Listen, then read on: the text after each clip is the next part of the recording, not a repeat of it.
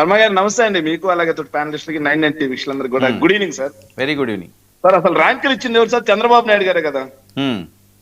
చంద్రబాబు నాయుడు గారి పెర్ఫార్మెన్సే బాగాలేదంటుంటే ఇంకా చంద్రబాబు నాయుడు గారి పక్కన వాళ్ళ గురించి మాట్లాడడం ఏంటి? అసలు గవర్నమెంట్ ఎక్కడుంది ఆంధ్రప్రదేశ్ లో? Government failure. ఇప్పుడు ప్రభుత్వమే అల్ట్రా ఫ్లాప్ అయిపోతే ఇంకా మంత్రులకు ర్యాంక్ లేదు సార్.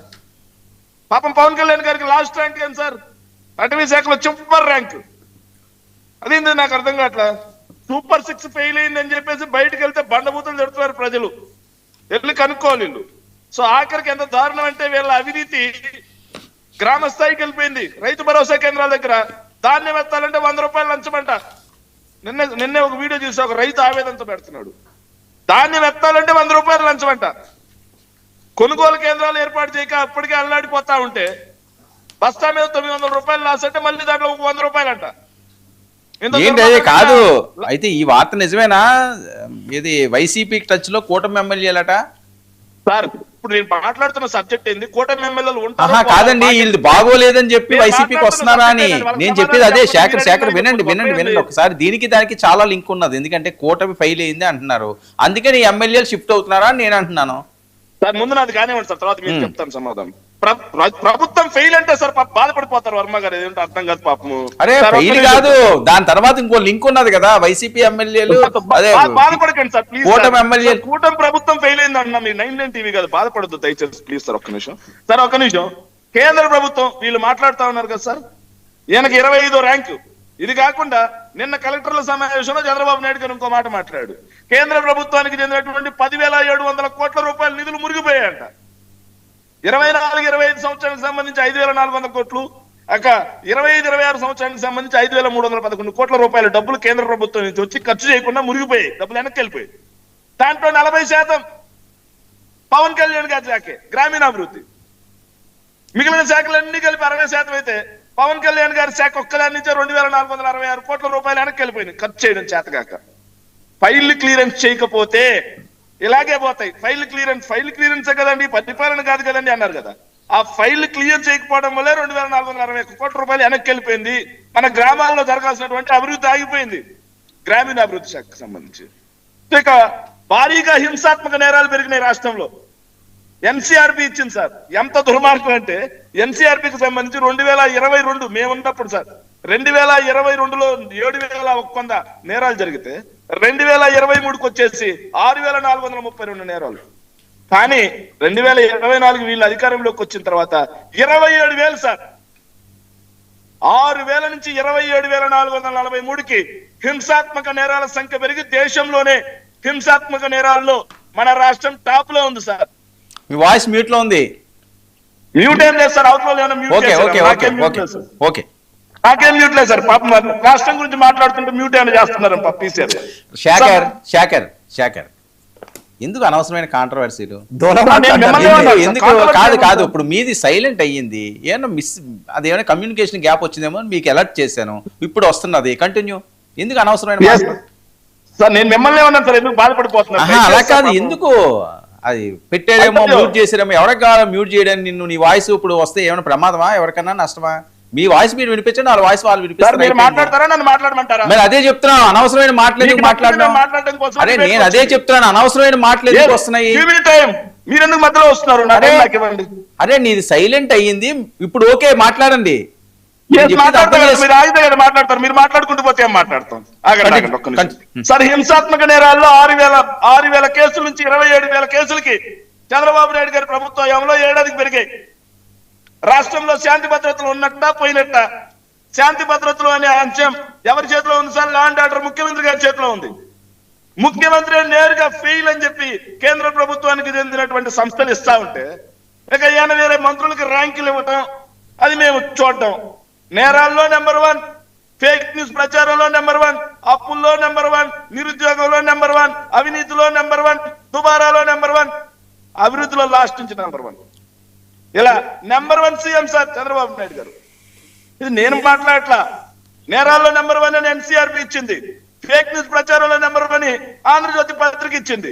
అప్పుల్లో టాప్ అని ఏదైతే కేంద్ర ప్రభుత్వానికి చెందినటువంటి ఆర్బీఐ ఇచ్చింది.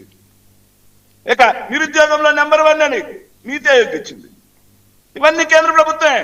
అక్కడ కూర్చున్నటువంటి నాగార్జున పార్టీకి చెందిన వాళ్ళే కేంద్ర ప్రభుత్వాన్ని రూల్ చేస్తున్నారు. వాళ్ళు ఇచ్చిన నివేదికలో ఈ కూటమి ప్రభుత్వం దేశంలోనే వీటన్నిటిలో నెంబర్ 1 ఉంది. నిరుద్యోగానికి సంబంధించి జాతీయ సగటు 5.2 ఉంటే మన రాష్ట్రంలో 8.2. బీహార్ కూడా మనకన్నా మెరుగ్గా ఉంది, ఉత్తరప్రదేశ్ కూడా మనకన్నా మెరుగ్గా ఉంది. కానీ మనం మాత్రం ప్రచారం పీక్, విషయాల్లో మాత్రం వీక్. పరిపాలన అద్భుతం అని చెప్పుకుంటాం, ప్రచారం చేసుకుంటాం. కానీ ఇక్కడ చూస్తే ఏ నివేదిక, ఒక్క నివేదికన్నా రాష్ట్రంలో ప్రభుత్వం గాడిన పడినట్టు చూపిస్తా ఉందా? చంద్రబాబు పాలన గురించి మేము మాట్లాడడం కాదు సార్, ఈ 2 వార్తలు చదువుతా సార్, భలే ఉంటాయి. చంద్రబాబు పాలన అట్టర్ ఫ్లాప్ అంటూ టీడీపీ బీసీసీఎల్ అధ్యక్షుడు బాలకృష్ణ, టీడీపీ బీసీసీఎల్ అధ్యక్షుడు సార్, చంద్రబాబు పాలన అట్టర్ ఫ్లాప్, బీసీలకు ఇచ్చిన ఏ ఒక్క హామీ నెరవేర్చలేదు, స్థానిక ఎన్నికల్లో బీసీలే బాబును మట్టి కనిపిస్తారు, 23 నెలల్లో దాచుకోవడానికి తప్పిస్తే ఈ ఎమ్మెల్యేలు దేనికి పనిచేయలేదని చెప్పారు సార్.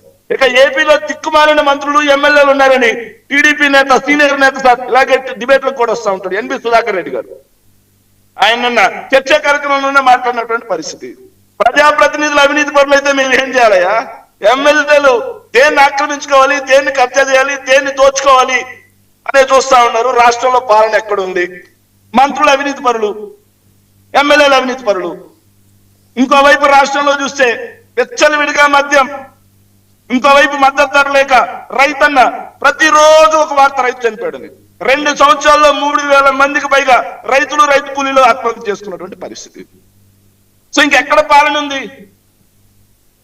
పాలన ఎక్కడుంది? ఇంకా అజయ్ మాట్లాడుతూ ఉన్నాడు, నాకు నిజంగా నవ్వు వచ్చింది అజయ్ మాట్లాడుతుంటే. సో ప్రభుత్వం అనేది, ప్రభుత్వం ఉన్నప్పుడు ఎవరైనా విమర్శలు చేస్తారు సార్. మనకి ఏదైతే రాజ్యాంగంలో ఆర్టికల్ 9 లో మనకు కల్పించినటువంటిది ఏంటంటే భావ వ్యక్తీకరణ స్వేచ్ఛ. భావ వ్యక్తీకరణ స్వేచ్ఛ ప్రకారం ఈరోజు ఆవిడ రజనమ్మ గారు ఏదైతే స్టాండ్ ఉందో ఆ స్టాండ్ ప్రకారం ఆవిడ మాట్లాడచ్చు. కానీ ఆవిడ మీద దాడి, రజని నిజంగా అదే మాట్లాడితే నవ్వాలని ఏంటో అర్థం కాదు. రాజకీయాల్లో శాశ్వత శత్రువులు మిత్రులు ఎవరు ఉండరు. రజనమ్మ ఆ స్టాండ్ తీసుకోండి. అవునండి, చంద్రబాబు నాయుడు గారు మాత్రం బీజేపీని తిట్టొచ్చు, పొగడొచ్చు, పవన్ కళ్యాణ్ తిట్టొచ్చు, పొగడొచ్చు. పవన్ కళ్యాణ్ గారు మాత్రం చంద్రబాబుని పొగడొచ్చు, బీజేపీని తిట్టొచ్చు. అలాగే బీజేపీని పొగడొచ్చు, తిట్టొచ్చు, బీఎస్పీని పొగడొచ్చు, తిట్టొచ్చు. పవన్ కళ్యాణ్ గారు ఏది మాట్లాడినా రాష్ట్ర అవసరం, చారిత్రక అవసరం.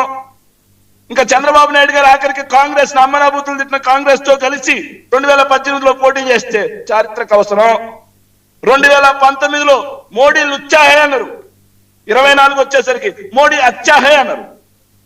సో మీరు ఏమైనా మాట్లాడచ్చు, కానీ ఒక మహిళ వచ్చి ఇలా నాకు నచ్చలేదని చెప్పి మాట్లాడితే ఆవిడ మీద దాడి చేస్తా, తప్పు. అజయ్ నిజంగా ఏదైనా సబ్జెక్ట్ ఉంటే ఆవిడ మాట్లాడిన దాంట్లో తప్పు ఉందా రైట్ ఉందా చెప్పాలి.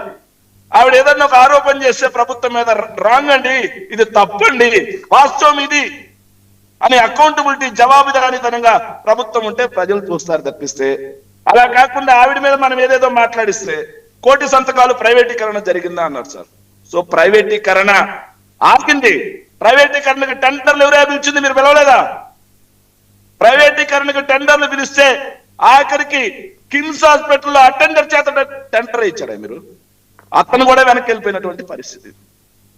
So YS Jaganmohan Reddy, YSR Congress party ఇచ్చిన వార్నింగ్ అయినా సరే ఎవరు టెండర్లకు రాకపోయినా సరే 2వ ఫేజ్ టెండర్ల కోసం పిలవడం కోసం సత్యకుమార్ గారు మొన్న స్టేట్మెంట్, ముఖ్యమంత్రి గారు మొన్న స్టేట్మెంట్, క్యాబినెట్ మీటింగ్ లో స్టేట్మెంట్, ప్రైవేటీకరణ ఎట్టి పరిస్థితుల్లో ఆగడానికి లేదు, మెడికల్ కాలేజ్ ప్రైవేట్ వాళ్ళకి కట్టబెట్టాల్సిందే, పోర్టులు కట్టబెట్టాల్సిందే, ఫిషింగ్ హార్బర్లు కట్టబెట్టాల్సిందే, విలువైన భూములు దోచిపెట్టాల్సిందే, అమరావతి పేరుతో 5,000 6,000 పడే దగ్గర 18,700 రూపాయలు స్క్వేర్ ఫీట్ కేసి దోచేయాల్సిందే.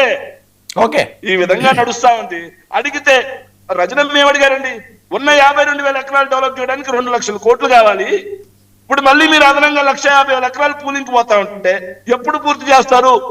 ఇచ్చినటువంటి భూములు ఇచ్చినటువంటి రైతులకే ఈ రోజు వరకు ఏ ఒక్కరికి డెవలప్ చేసినటువంటి రిటర్నబుల్ ఫ్లాట్స్ ఇవ్వలేదు.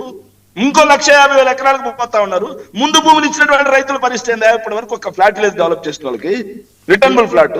చంద్రబాబు ఇల్లు కట్టుకోవాలనుకుంటే డెవలప్ చేసిన ఫ్లాట్ వచ్చింది, నారాయణ ఇల్లు కట్టుకోవాలనుకుంటే డెవలప్ చేసిన ఫ్లాట్ వచ్చింది. కానీ రామారావు లాంటి రైతు మాత్రం గుండెకి చచ్చిపోయాడు. అడిగితే దాడి చేస్తే అట్ట నాగార్జున గారు ర్యాంకులు నెల ఇవ్వట్లేదు సార్. మీకు అవగాహన లేదనుకుంటా సార్. కలెక్టర్ల సమావేశం జరిగిన ప్రతిసారి ర్యాంకులు ఇస్తుంటారు, ప్రతి నెల కలెక్టర్ల సమావేశం జరగట్లేదు సార్. సో మీకు అవగాహన లేదనుకుంటా కొంచెం తెలుసుకోండి దయచేసి.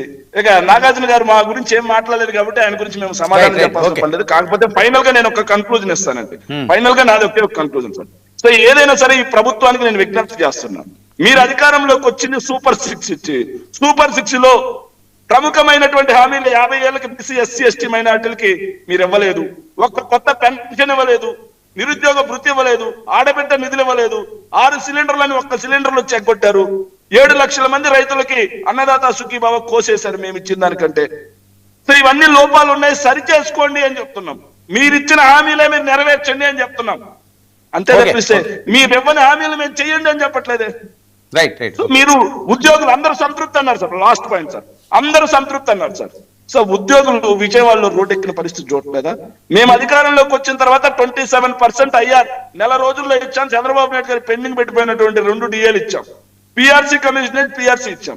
కానీ వాళ్ళకి ఆ పిఆర్సీ నచ్చలేదు, మెరుగైన పిఆర్సీ ఇస్తామని చెప్పి మీరు రెచ్చగొట్టారు. మీరు వచ్చిన తర్వాత 2 ఏళ్ళు దాటింది, 3వ బడ్జెట్ కూడా ఇచ్చారు. పిఆర్సీ కమిషన్ వేసారా? పెండింగ్ డిఏలు ఇచ్చారా? సరెండర్ న్యూస్ ఇచ్చారా? ఇప్పుడు అదంతా మనం చర్చించుకుంటే ఈ డిబేట్ సరిపోదు.